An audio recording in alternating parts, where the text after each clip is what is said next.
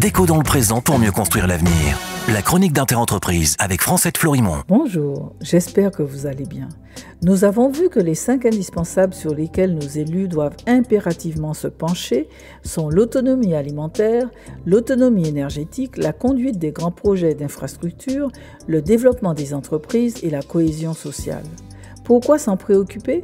Parce que l'INSEE vient de faire des projections de population qui doivent interpeller tous les décideurs. En Martinique et en Guadeloupe, c'est la chute libre. En 2070, la Martinique comptera 157 000 habitants en moins. Seules 212 000 personnes habiteront alors ce territoire. Elles seront principalement âgées de plus de 58 ans. À la même date, la Guadeloupe aura perdu 146 000 habitants et comptera 242 000 résidents, également majoritairement âgés de plus de 58 ans. En Guyane, la tendance est radicalement inverse. En 2070, la Guyane comptera 200 000 habitants de plus, soit 476 000 résidents âgés entre 20 et 60 ans. Dans les deux cas, avoir ces projections en tête doit inciter à agir.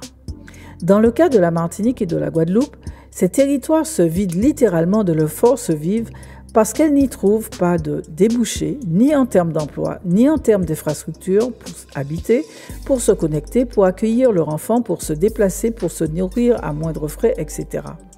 C'est en posant des actes aujourd'hui et en changeant de braquet que ces courbes pourront s'inverser.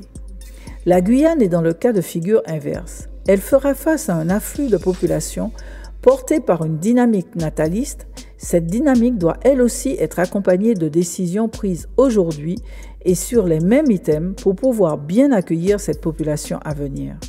C'est pour ces raisons que, plus que jamais, les élus de ces territoires doivent se mettre à la tâche. C'est avec des actes qu'ils laisseront des traces dans l'histoire, pas avec des postures. À demain, prenez soin de vous. Déco dans le présent pour mieux construire l'avenir.